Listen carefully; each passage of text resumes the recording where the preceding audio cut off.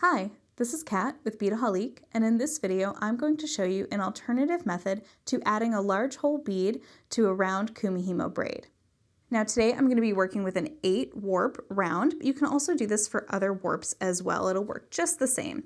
So the thing is I wanted to do this video to show the alternative method because I've created quite a pattern here, and I wanted to be able to keep the cords separated and in the same pattern as I work. So in Julie's video, she just kind of took them all off and then slipped the bead on and then put them all back wherever they wanted to go. But because I'm doing a specific pattern, I have to do a little bit different. So you can actually see that down here on my bobbins, I've numbered them so that I keep track of where they are. So in case I lose track of my round that's happening here, I know exactly where all of my bobbins are, and I've numbered my pattern so that I know that, number 1 is always going to be this number of beads and that kind of thing. But the idea of this video is just to show you how to put on that large hole bead. Now today I'm going to be using this bead here, and this is a nice little sort of snow leopard. It's a Swarovski crystal Pave, but this will work with many different sizes here. So you can see that this has a nice long barrel, but you could do it with the sort of traditional size bead as well. So just to kind of get started here, so I have finished with my beads here, and I'm going to add one more final bead, and I'm going to keep going. And I like to work clockwise, but you can also work counterclockwise, just whichever you do, just keep it the same. So what I'm doing right now is I'm building up a portion without beads so that I can easily slip on that large hole bead.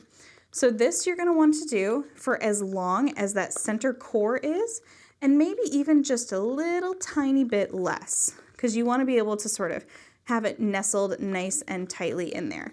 So I'm going to keep braiding until I get, for this one it's going to be probably just under 1/2 inch. So I'm going to continue to braid off camera, and then when it's time to add on that bead, I'm going to come right back and show you how easy that is.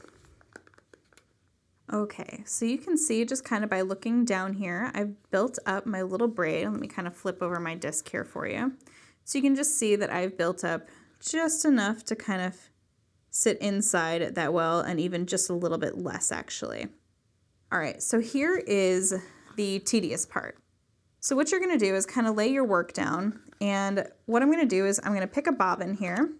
Oh, and I do want to state that I have 1 down and 3 up and 2 to the side. This way I'll keep track of where I left off so that I know my first step is going to be taking this one down here. So in case you haven't seen some of our other Kumihimo videos, that is what we sort of do to keep track. It's a good little tip. Okay, so I've taken off my bobbin here for this one here. Now I'm going to slide this bead on, and noting that it's between the 9 and the 10, I'm going to take it off, slide the bead down, and place it right back in that notch. And now I'm going to wind up that bobbin. So that is sort of the whole step process, but you have to do this one at a time. This is where you can't just do all of them at once, because if you're trying to keep that pattern together, you really got to be careful. All right, so again, we're just going to keep going around. So as I'm doing this, let me share a couple of other quick little tips with you. So another big question that we get a lot of around here is how many beads does it take to complete Kumihimo? You can just see I'm just going to slide that through that one. And for today's demonstration here, I am using 8/0 round Toho seed beads. And for about approximately 1 inch, you're going to do 7 beads on each strand. So that's kind of an approximation. Now your braid can be tight or loose, so that can be, up or down 1 or 2, but about 7 beads on each strand will give you about 1 inch. So just sort of, like I said, that's another question that we get a lot of around here. So I just wanted to kind of point that out for you guys. All right, so you can kind of see that my little bead is sort of bobbling around here, and that's okay, but that's why we go one at a time, and we'll kind of go back through and tighten everything up once we get to that point. All right, so I'm gonna go around and continue to do this. And you can also see that like I said, I've numbered my bobbins, and I leave my bobbins numbered. You can actually do it with a Sharpie or permanent marker. I just like to do it in the blue so that it shows up for you guys on camera here.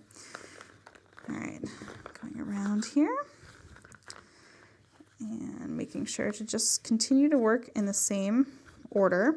And again, this is why you want those little stickies right there.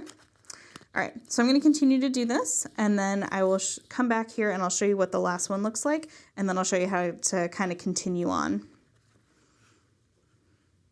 Okay, so this is my last strand here, so I'm going to pull it out of the little notch there, and it's getting a little bit tight through my bead, so I'm just going to kind of try to wiggle this last little cord through there. There we go.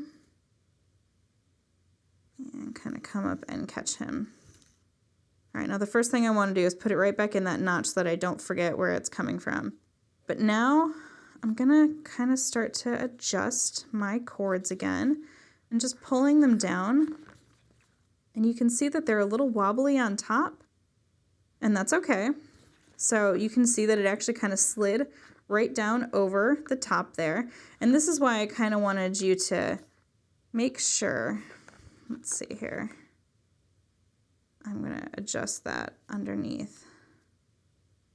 There we go. I think that actually may have made it worse. Just adjusting here.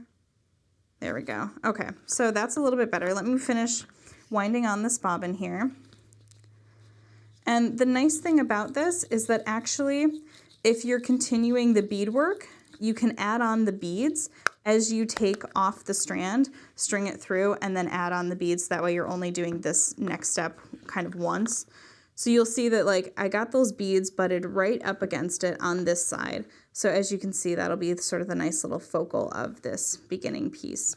So all I'm gonna do now is I'm just gonna do once without beads here just to kind of get that rhythm back in with my cords here. And now I'm really trying to focus on pulling good tension to make sure that those beads and that cord is gonna sit nicely. So yeah, so you see how it was tangled a moment ago? It's much less tangled now. So it's nice and even now. So all I'm gonna do from here on out is I'm gonna add on my beads and I'm gonna string the rest of it and finish it off like we do our regular Kumihimo. So that's it. So that's the basic technique, is you just sort of take one out and pull it out to the side one by one, but that way your pattern stays intact. And if you do feel that you had gotten off, you can always check your bobbins and make sure that they are in the right order. So this is a really fun little technique. You can do this several times throughout a piece. If you wanted to add on, let's say 3 pieces, it's going to be the exact same. So you just watch the number of beads you have and have fun making Kumihimo bracelets with large hole beads. You can get all of these supplies and see even more videos by going to Beadaholique.com.